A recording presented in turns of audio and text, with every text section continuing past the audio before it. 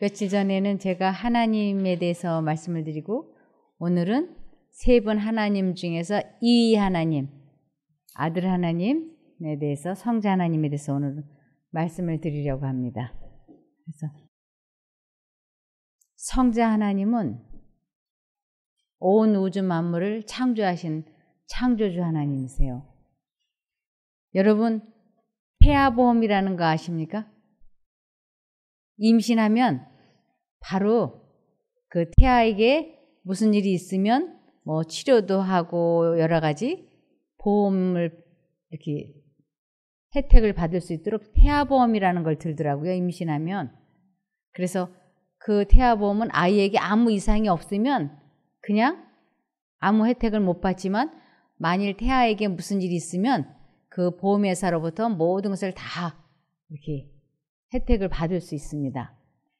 사람을 지으신, 창조하신 그 지혜로우신 하나님께서, 성자 하나님께서 사람도 태아를 위해서 태아보험을 들어놓는데 하물며 하나님께서 사람을 창조하시고 사람에 대한 사후 조치를 미리 계획해 놓지 않으실 리가 없습니다. 그래서 하나님께서는 사람을 창조하시기 전에 계획을 다 세워 놓으신 다음에 그리고 사람을 창조하셨습니다. 먼저 하나님께서는 우리가 우리의 형상대로 사람을 만들고 하시면서 사람을 만드실 때 그 마음을, 몸속에 마음을 집어넣고 만드셨어요. 그래서 이 마음을 하나님께서 지으시고는 그 마음 속에 하나님께서 당신의 형상대로 만드셨기 때문에 하나님께서 특별히 소중히 여기시는 게 뭐냐 하면 자유의지예요. 그래서 이 세상 모든 사람이 태어날 때 내가 이수남이와 김혜성이 가운데 태어나서 김종숙이가 되고 싶다, 이렇게 원하지 않았는데 어느 날 김혜성 씨와 이수남 씨 사이에 김종숙이라고 하는 딸이 태어난 것입니다. 이것은 제 자유의지와 관계없이 일어난 일이에요. 아담과 하와도 일반 사람들도 원하지 않았는데 창조되어서 살게 된 거예요.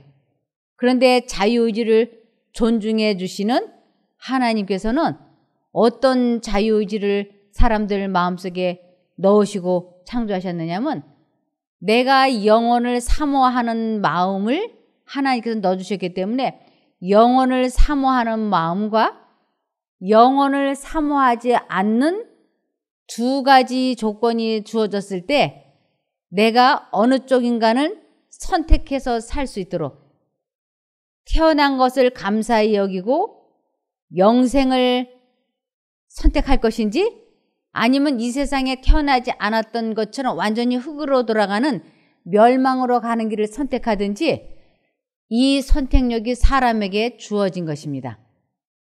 그래서 하나님께서 사람의 마음을 만드실 때 두 가지 생각이 들어올 때 어느 생각이 옳고 그른 것인지 분별할 수 있게 하시고 선택력을 넣어주시고 영혼을 사모하는 마음을 넣으시고 사람을 창조하셨어요. 그래서 여기 시편 34편 15절을 보시면 주님은 사람의 마음을 지으신 분, 사람의 행위를 모두 아시는 분이시다. 그래서 하나님께서는 특별히 사람의 마음을 지으셨기 때문에 이 사람의 마음을 집이라고도 하고 밭이라고도 하고 성전이라고도 하고 교회라고도 하고 이렇게 여러 가지로 말씀을 하세요. 그래서 밭이라고 표현을 한 것은 밭에는 씨앗이 뿌려지면 싹이 나고 잎이 나서 열매를 맺지 않습니까?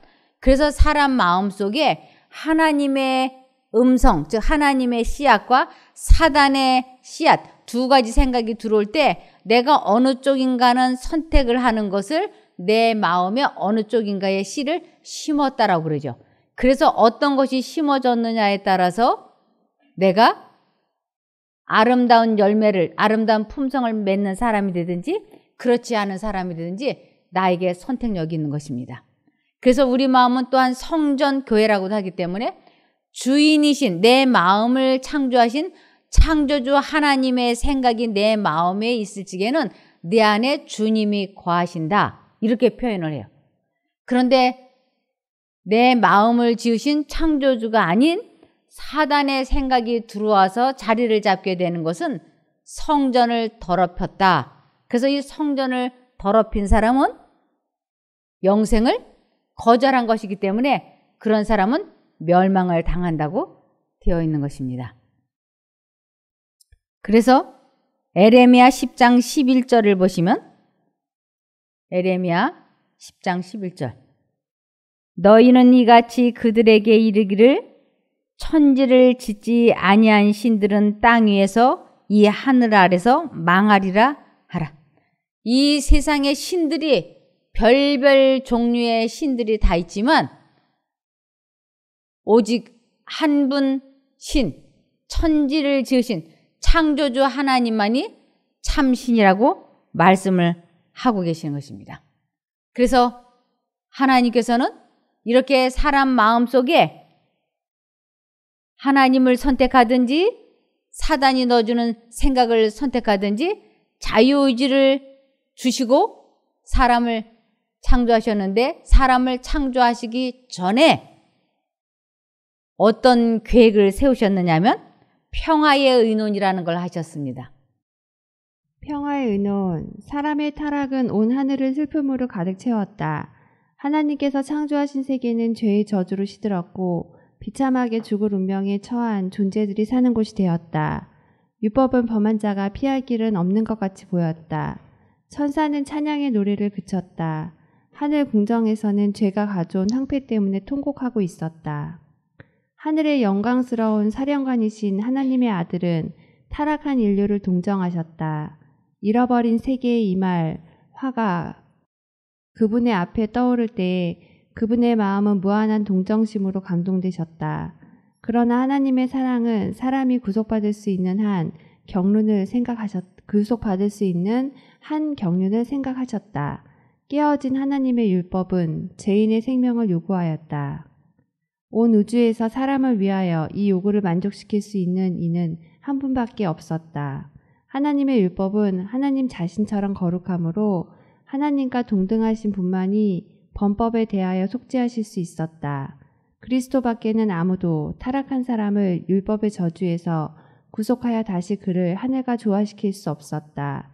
그러므로 그리스도께서 죄책과 죄의 수치를 몸소 당해야만 하셨는데 죄는 거룩하신 하나님께 매우 가증히 여기는 바 되어 아버지와 아들을 분리할 수밖에 없었다. 그리스도께서는 타락한 인류를 구원하시기 위하여 비참의 심연에까지 내려가시고자 하였다. 그리스도께서 죄인을 위하여 아버지 앞에서 간청하시는 동안 하늘 천사들은 말로 표현할 수 없는 큰 관심을 가지고 그 결과를 기다리고 있었다. 타락한 사람의 자녀들을 위한 비밀의 의논, 평화의 의논은 오래 계속되었다. 구속의 경륜은 지구의 창조 전에 이미 세워졌는데 그것은 그리스도께서 창세로부터 죽임을 당한 어린 양이기 때문이었다. 네. 창조주 하나님께서는 이 하나님께서는 내가 사람을 창조하되 사람들이 하나님을 선택하지 아니하고 사단의 생각을 선택을 해서 죄를 짓게 되면 곧 생명이신 아버지 하나님과 사람이 관계가 분리되는 것을 죄가라고 그럽니다. 하나님께서 말씀하시는 죄가는 아버지 하나님과 즉 생명의 시여자이신 하나님과 분리가 돼서 영원히 멸망당하는 것을 죄가, 벌이라고 말씀을 하시고 하나님께서 주시는 상이라고 하는 것은 영생이라고 하는 것입니다.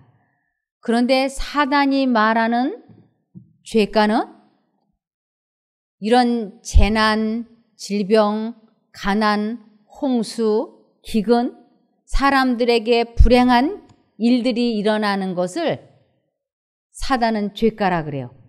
그래서 하나님께서 말씀하시는 죄가와 사단이 말하는 죄가는 전혀 다른 것입니다. 그래서 하나님께서는 이 세상에 어떠한 것으로도 사람을 괴롭히지 않으시기 때문에 하나님께서는 나는 사람들을 벌 주시거나 혼내시거나 책망하지 않으신다고 말씀을 하시는 것이에요. 하나님께서 말씀하시는 죄가란 아버지 하나님과 생명의 관계가 분리되는 순간 그 사람은 영원히 멸망을 당하기 때문에 이 세상에 태어나지 않은 사람처럼 흙덩이로 돌아가는 것, 그것을 죄가라고 말씀을 하시고 그것을 벌이라고 말씀을 하세요. 그리고 하나님께서 주실 수 있는 최고의 상은 영생인 거예요. 근데 사단은 끊임없이 사람들에게 어떤 질병이 이르러 오거나 사고가 나거나 재물이 손실이 되거나 어려움이 닥치면 사단은 그 사람들의 마음속에 그때 그 죄 때문에 하나님이 나를 치셨구나. 내가 하나님께 벌받고 죄받았구나. 이 생각을 사단이 사람들 마음속에 주입을 시키는 것이에요. 그래서 사람들은 그 생각을 사단이 넣어주고 있다고 하는 것은 꿈에도 모르고 그 생각이 자기가 만들어서 하는 생각이니까 맞다라고 받아들이고 있는 것입니다. 그런데 만일 그 생각을 맞다라고 믿어버리면 구원을 못 받아요. 왜냐하면 내 죄값을 내 몸으로 내가 받았다고 믿어버리면 예수님이 내 죄를 용서해 주시기 위하여 십자가에 달려 돌아가신 것이 무효화되기 때문에. 그래서 사단은 거짓말장이의 압이라 그랬는데 무슨 거짓말을 끊임없이 하느냐 하면 하나님이 너에게 벌 주셨어. 하나님이 치셨어. 하나님이 너를 혼내주시는 거야. 하나님께 죄받고 벌 받았어. 이 생각을 자꾸 넣어주는 것이에요. 근데 그 생각이 들어올 때마다 아니야, 이건 하나님이 주신 죄가, 죄의 벌이 아니고 누가 준 죄가 벌이냐면 사단 자신이 준 거예요. 사람들 마음 속에 죄를 짓고 싶은 생각을 자꾸 주입을 시키는 것이에요. 어떤 분이 교회의 장로인데 자꾸 사단이 그 마음속에 술 마시고 싶은 생각을 계속 주입을 시켰어요. 그래서 이분이 20년 이상을 아무도 모르게 이게 술 마시는 습관이 생긴 거예요. 그럴 때마다 마음속에 두 가지 생각이 들어오는 거예요. 그래도 내가 명색이 장로인데 이렇게 술 마시면 안 되는데.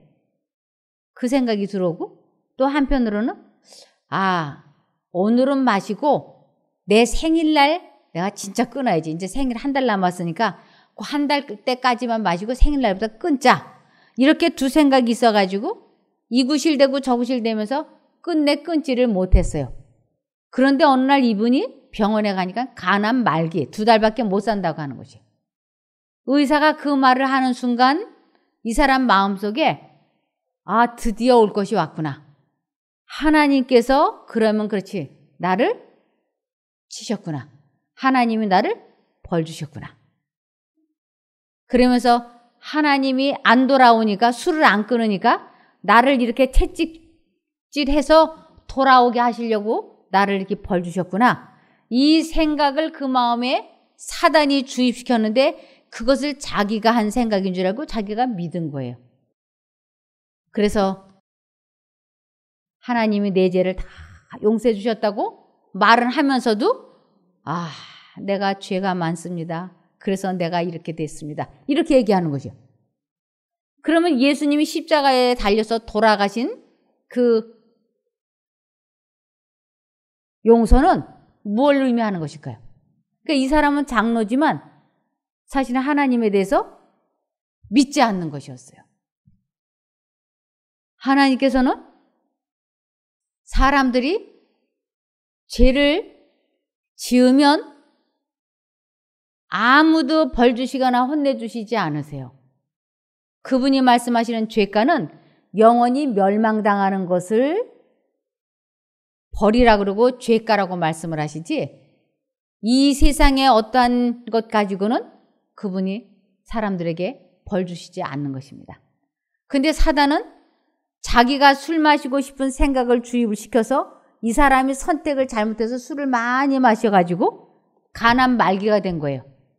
그러면 이 죄된 생각을 사단이 넣어줬으니까 그 사단이 시키는 대로 해서 가난 말기라고 하는 죄과가 생긴 거예요.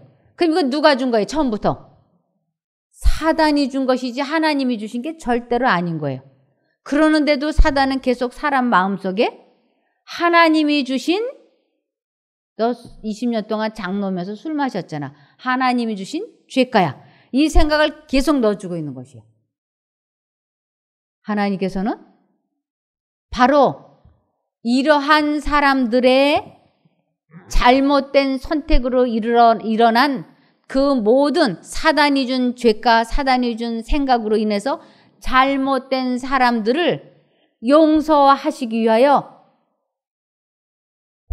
내가, 하나님인 내가 사람이 되어서 사람들에게 어떻게 하면 천국으로 돌아올 수 있는지를 모본을 보이시겠다고 2017년 전에 이 세상에 사람의 모양으로 오신 것입니다. 그래서 사람들이 2017년 전에 누구 때문에 이 세상이 시작이 되었는지를 잘 모르고 있는 것이에요. 제 나이가 66세인데 태어난 날을 기준으로 해서 제 나이가 시작이 된 것이죠. 2017년이라고 하는 것은 하나님의 아들, 그분이 이 세상에 오신 날을 기점으로 2017년이 지금까지 이어진 것입니다. 여기 이제 하나님의 아들이 이 세상에 오실 것이 아주 자세히 기록되어 있는 것을 구약성경이라 그래요. 그래서 구약성경을 잘 읽으면 하나님의 아들이 이 세상에 오셔서 무슨 말씀을 하시고 어떤 일을 하실 것인지, 어떤 동네에 사실 것인지, 그리고 죽을 날이 이미 정해져서 태어난 사람은 예수 그리스도밖에 없으신 것이에요. 그분은 죽을 날이 정해져 있는 것이에요. 그러면서 이 구약 성경에는 하나님의 아들이 이 세상에 오셔서 말씀을 하고 무슨 일을 할 것인지를 자세히 기록해 놓고, 신약은 그 구약의 대본대로 하나님의 아들이 이 세상에 오셔가지고 그 대본대로 아버지 하나님의 뜻대로 살다가 사람들에게 이렇게 하면 하늘나라로 돌아올 수 있다고 하는 아주 귀한 모본을 보여주시고 천국으로 돌아가신 것이 기록되어 있는 것이 신약성경이에요. 그래서 여기 누가복음 1장 26절부터 보시겠습니다. 누가복음 1장 26절에서 38절. 엘리사벳이 임신한 지 6달이 되었을 때 하나님께서는 가브리엘 천사를 갈릴리 나사렛이라는 마을에 사는 다윗의 후손 요셉과 약혼한 처녀 마리아에게 보내셨다. 천사가 그 집에 들어가 마리아에게 은혜를 받은 처녀여 기뻐하여라. 주님께서 너와 함께 계신다 하는 말에 마리아는 이런 인사말이 무슨 뜻인지 몰라 어리둥절하였다. 그러자 천사가 말하였다. 마리아야 무서워하지 말아라. 너는 하나님의 은혜를 받았다. 이제 내가 임신하여 아들을 낳을 것이다. 이름을 예수라고 불러라. 그는 위대한 인물이 될 것이며 가장 높으신 하나님의 아들이라고 불릴 것이다. 주 하나님께서 그의 조상 다윗의 보좌를 그에게 주실 것이니 그가 영원히 야곱의 집을 다스릴 것이며 그의 나라는 끝없이 계속될 것이다. 마리아가 천사에게 저는 처녀인데 어떻게 이런 일이 있을 수 있겠습니까? 하고 묻자 천사가 이렇게 대답하였다. 성령님이 내 위에 내려오시고 하나님의 능력이 너를 덮어주실 것이다.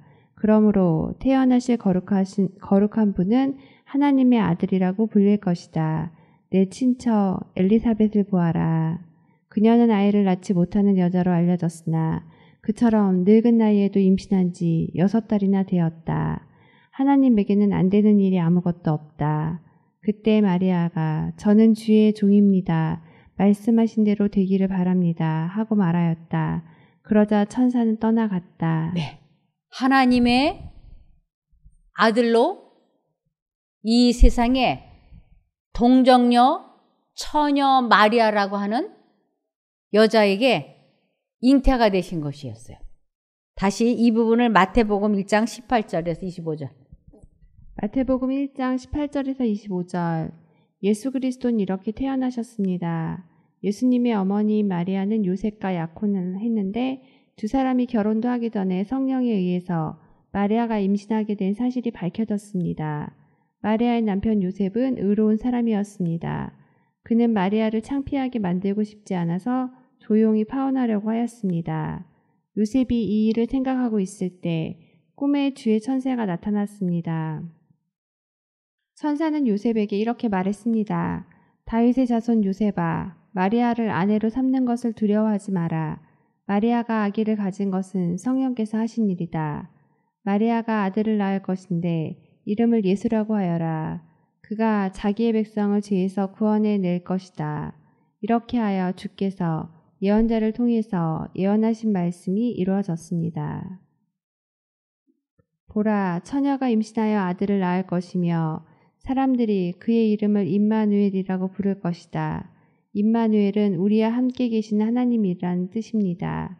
요셉은 잠에서 깬 후 주의 천사가 명령한 대로 했습니다. 요셉은 마리아와 결혼하였습니다. 그러나 마리아가 아들을 낳을 때까지 요셉은 잠자리를 같이 하지 않았습니다. 그리고 아들을 낳자 이름을 예수라고 불렀습니다. 네. 이 마리아는 자식이 많은 호라비에게 시집을 갔어요. 그러니까 처녀는 초혼이고 남자는 재혼이었어요. 그래서 이 마리아는 예수님 하나만을 낳았어요. 그래서 예수님에게는 이건 배가 다른 것도 아니고 씨가 다른 것도 아니고 아주 특이한 경우죠.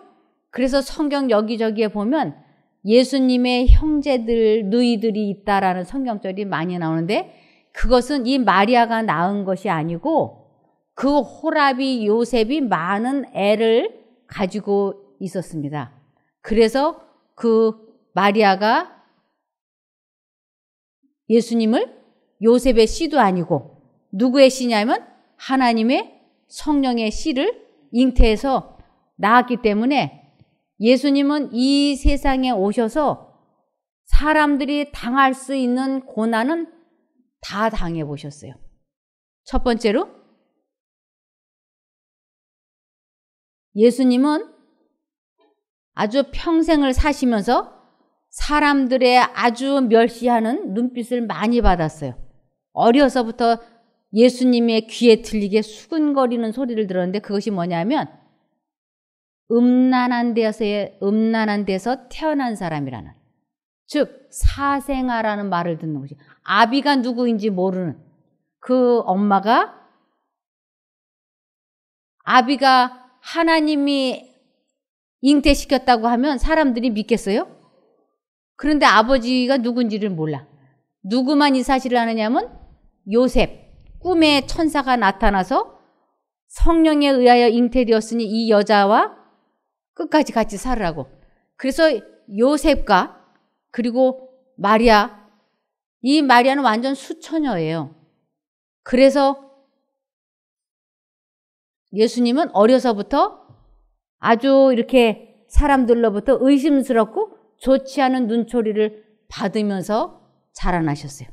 그리고 이분은 가난하기가 또 말도 못하게 가난해. 이것은 모든 자기가 이 땅에 태어났을 때 종의 자녀라든지 무슨 사생자의 자녀라든지 이런 사람들이 핑계댈 수 없도록 예수님 자신도 그러한 어려움 속에서 사셨고, 그 다음에 가난한 사람들의 슬픔을 이해하기 위하여 예수님은 아주 가난한 집에서 태어나셨어요. 그래서 누울 데가 없어서 말 구유에 눕혀졌던 그리고 학벌이 없어서 멸시 천대받는 사람들을 이해하시기 위해서 그분은 학교를 다니시지 않으신 분이에요. 그래서 이분은 학벌이 없으세요. 그런데 이분은 그 부모로부터 글자를 배워서 기도하면서 이 말씀을 잘 연구를 해서 가장 지혜로운 분이 된 것이죠. 그래서 아무도 내가 출신이 미천해서 너무 가난해서 배우지 못해서 못나서 구원받지 못했다라고 구실될 수 없도록 하셨어요. 그러면서 그분은 아주 어려서부터 가난한 그 아버지 목수를 이렇게 돕는 일을 하셨어요. 아버지가 목수였기 때문에 예수님은 그 아버지를 돕는. 그래서 그분은 모든 사람들이 다 당하는 어려움을 몸소 체험을 해보셨지만 그분은 죄는 지어본 적이 없으셨어요. 그래서 예수님은 사람과 다 똑같았어요. 그분은 우리들이 피곤할 때 그분도 피곤하시고 우리가 배고플 때 그분도 배고프고 우리가 졸릴 때 그분도 졸리고 하는 이러한 사람들의 본성은 그분도 다 겪으셨어요. 그러나 사람과 다른 것이 확실하게 한 가지 있었는데 그것은 예수님은 사람의 씨가 아니고 하나님의 성령의 씨이기 때문에 그 마음에 죄를 사랑하는 죄성은 없었습니다. 우리는 사람의 씨이기 때문에 가만히 두면 죄를 사랑하는 성향으로 기울어져 있는 거예요. 죄성이 부모로부터 유전되었기 때문에 사람의 유전인자로 인해서 우리는 죄성이 있어요. 그러나 예수님은 하나님의 성령의 씨이기 때문에 그분에겐 죄성이 전혀 없었던 것입니다. 그러면 죄성이 없는 사람이 죄성으로 기울어지는 사람의 심정을 어떻게 이해할 수 있느냐 하고 사람들이 질문할 수 없도록 하기 위해서 아담과 하와가 하나님의 손에서 창조되었을 때 그 아담과 하와는 죄성이 전혀 없는 하나님의 형상이었어요. 죄성이 전혀 없는. 그러나 그 아담과 하와가 사단의 생각과 하나님의 생각이 그 마음에 들어왔을 때 아담과 하와는 죄 쪽을 선택을 해서 선악과를 따먹었고 그 유전인자가 오늘 우리에게까지 들어온 것이죠. 그러니까 아담과 하와가 하나님의 손에서 만들어졌을 때 죄성이 없었지만 죄를 지을 수 있는 자유의지가 있었던 것처럼 예수님도 하나님께서 잉태시키신 죄성이 전혀 없는 사람이었지만 그도 아담처럼 죄를 지을 수 있는 환경과 여건은 똑같이 주어졌던 것이에요. 오히려 아담과 하와보다 4,000년이 지난 후에 예수님은 이 세상에 오셨기 때문에 아담과 하와가 만들어지고 약 4,000년이 지난 후에 예수님 이 세상에 오셨기 때문에 예수님은 아담과 하와보다 여러모로 더 약해진 상태로 이 세상에 태어나신 것입니다. 그래서 그분도 죄를 지을 수 있는 환경과 여건이 주어졌지만 예수님은 언제나 아버지 하나님을 선택했어요. 그래서 죄를 이기고 죄를 다스리고 죄를 짓지 않을 수 있었던 것입니다. 이 부분이 히브리서 4장 15절에 히브리서 4장 15절 우리의 대제사장은 우리가 당하는 이 시련을 몸소 겪으신 분이기 때문에 우리의 연약함을 잘 알고 계십니다. 그러면서도 그분은 단 한 번도 유혹에 빠져 죄를 범하신 일이 없습니다. 네.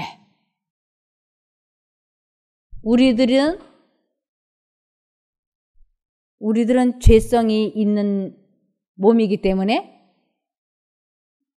너희가 감당할 만큼만 허락하신다 그랬잖아요. 근데 예수님은 죄성이 없는 분이기 때문에 우리들과는 비교할 수 없는 아주 사단의 무시무시한 공격이 있었습니다. 그래서 예수님은 언제나 사단으로부터 우리가 생각하는 것보다 훨씬 더 심하게 공격을 받으셨지만 끝까지 예수님은 아버지 하나님을 선택함으로 아버지 말씀을 자기 마음속에 끊임없이 선택했기 때문에 아버지가 내 안에, 내가 아버지 안에 있다고 하시면서 죄를 한 번도 짓지 않으셨던 것입니다. 그래서 사람들에게 베드로전서 2장 21절을 보시면 이를 위하여 너희가 부르심을 입었으니 그리스도도 너희를 위하여 고난을 받으사 너희에게 본을 끼쳐 그 자취를 따라오게 하려 하셨느니라. 네. 어떻게 하면 사단과 싸워서 이겨서 죄를 짓지 않을 수 있는지를 모본을 보여주시기 위하여 이 세상에 오신 것이었어요. 그래서 예수님이 하셨던 대로만 하면 틀림없이 하늘에 계신 아버지께로 우리가 갈 수 있다고 요한복음 14장 6절에 말씀하셨습니다. 그래서 예수님이 그에게 말씀하셨다. 나는 길이요 진리요 생명이다. 나를 통하지 않고는 아무도 아버지께로 가지 못한다. 네. 예수님께서는 사람을 창조하시기 전에 내가 창조한 사람들이 죄를 지으면 그 죄값은, 그 죄가는 아버지 하나님과 영원히 분리되어서 멸망받아야 되는데 그 죄가를 내가 대신 당하고 이 사람들은 다시 아버지 하나님과 관계를 회복시키겠다고 하는 프로그램, 청사진을 갖고 계셨던 것이에요. 그래서 아담과 하와가 죄를 짓자마자, 죄를 선택하자마자 바로 예수님은 당신이 계획한 대로 그 순간 사형 선고가 된 것입니다. 그래서 예수님은 이미 아담과 하와가 죄를 짓자마자 사형이 선고가 되어서 그로부터 4,000년, 약 4,000년이 지나고 지금으로부터는 2017년 전에 주님께서는 사형을 받기 위하여 우리의 죄값으로 십자가에 달려서 아버지 하나님과 분리되어지는 그 사형, 영원히 멸망당하는 그 고통을 대신 받아주시려고 2017년 전에 이 세상에 오신 것입니다. 그래서 요한복음 3장 16절에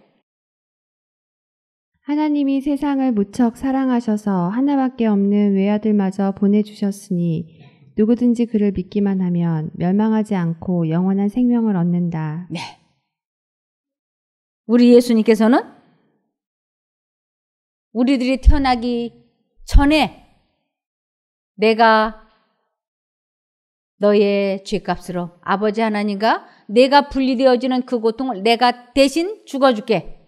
이것을 내가 믿으면 상을 주는데 그 상이 영생이라고 하는 것입니다. 그래서 침례 요한이 예수님이 이렇게 걸어 다니시는 것을 보고 이렇게 말했습니다. 요한복음 1장 29절. 이튿날 요한은 예수님이 자기에게 나오시는 것을 보고 이렇게 말하였다. 보라, 세상 죄를 짊어지신 하나님의 어린 양이시다. 네. 교육 중에서 가장 좋은 교육은 체험학습, 시청각 교육이에요. 예수님은 아담과 하와가 죄를 짓는 그 순간 예수님께서 만들어 놓으신 그 청사진대로 이제 예수님은 사람을 위하여 십자가에 달려 돌아가실 것이에요. 그것을 아담과 하와에게 가르쳐 주시고 그때부터 사람들에게 예수님이 하나님의 아들이 이 세상에 오셔서 나의 죄 때문에 십자가에 달려 아버지 하나님과 영원히 분리되어지는 그 죽음을 당하실 것이라고 하는 것을 가르쳐 주시기 위하여 사람들에게 양을 한 마리 자기가 죄를 지으면 지금으로 말하면 교회죠. 자기가 양을 한 마리 끌고 오는 거예요. 이렇게 끌고 와. 그리고는 그 양머리 위에 손을 얹고 기도를 하고 하나님 제가 오늘 누구누구 무슨 짓을 해서 죄를 지었습니다. 저의 죄를 용서해 주십시오. 하고 기도를 하면 내 죄가 이 양에게 전가가 되어서 즉 내 죄가 이 예수님에게 전가가 된다고 하는 것을 가르쳐 주기 위하여 칼을 들고 양의 목을 찌르면 양이 피를 흘리면서 죽어가는 것이요. 이것은 곧 앞으로 너희를 위하여 예수님이 이렇게 죽을 것이다. 이것을 잊어버리지 않고 가르치시기 위하여 아담과 하와가 죄를 지은 그때부터 예수님이 십자가에 달려 돌아가실 때까지 모든 이스라엘 사람들은 자기가 죄를 지으면 반드시 양 한 마리를 교회에 끌고 가가지고 그 제사장, 지금으로 말하면 목사, 그 사람이 보는 앞에서 양머리에 기도를 하고 자기 손으로 목을 찔러서 피를 받았어요. 그 피를 성소에 가지고 가서 휘장에 이렇게 뿌리면서 앞으로 오실 예수님이 내 죄 때문에 이렇게 양처럼 돌아가실 것이라고 하는 것을 계속 가르쳐줬어요. 그 민족에게. 그래서 이제 예수님이 지금으로부터 2017년 전에 예수님이 정말 오신 것이에요. 처녀의 몸에 잉태하셔서 딱 오셔가지고 돌아다니는 것을 침례 요한이 보니 바로 저 사람이 하나님의 아들이고 저 사람이 우리들이 그동안 그렇게 많이 배웠던 양을 잡는 표상으로 상징으로 나타냈던 사람이 바로 저 사람이다 하고 침례 요한이 말하는 장면이 바로 요한복음 1장 29절입니다. 보라 세상 죄를 지고 가는 하나님의 어린 양이로다. 그래서 예수님은 그 구약 성경에 예언이 되었던 대로 지금으로부터 2017년 전에 33살 반에 1월 14일 오후 3시에 그분은 십자가에 달려서 돌아가셨어요. 그러면서 그분이 하셨던 말씀이 나의 하나님 어찌하여 나를 버리셨나이까 하고 말씀하셨어요. 이 버려지다라는 거, 아버지 하나님과 버려지다고 하는 것은 생명의 시여자이신 그 하나님과 관계가 분리되면 영원히 멸망당하는 것이에요. 그래서 우리는 죄를 지었기 때문에 아버지 하나님과 관계가 지금 현재 분리되어 있기 때문에 우리는 다 멸망당할 수밖에 없어요. 그런데 나 대신 예수님께서 대신 그 죽음을 당해주신 것을 진심으로 마음에 믿으면 아버지 하나님과 내가 관계가 회복이 되면서 뭐가 될까요? 상으로 영생을 얻게 되는 것이에요. 그래서 이것을 믿지 아니하면 그 벌로 그 죄가로 뭘 당할까요? 멸망을 당하는 것이에요. 그러니까 하나님께서는 이 세상 사람들을 아무도 벌 주시거나 혼내 주시지 않으세요. 하나님께서 말씀하시는 벌, 죄가는 바로 멸망을 의미하고 하나님께서 말씀하시는 상은 복은 영생인 거예요. 이 세상에 많은 사람들이 복 받으세요, 복 받으세요 그러는데 사단이 말하는 이 세상 사람들이 말하는 복은 재물, 건강, 이 세상의 명예, 권력 그런 걸 복이라고 생각하고 하나님께서 말씀하시는 복은 영생인 거예요. 그래서 우리들이 예수 그리스도 우리의 죄를 모두 용서해 주신 것을 믿으면 우리는 그 상으로 영생을 얻게 되는 것입니다. 오늘은 여기서 말씀을 마치겠습니다. 기도할까요? 하늘에 계신 저희들의 아버지 하나님, 저희들에게 영생을 주시기 위하여 2017년 전에 이 세상에 오시고 십자가에 달려 돌아가심을 저희들이 마음으로 믿습니다. 이렇게 배운 것을 잊지 아니하고 끝까지 잘 믿어서 영생을 얻는 우리가 되게 도와주시기를 예수님 이름으로 기도드리옵나이다.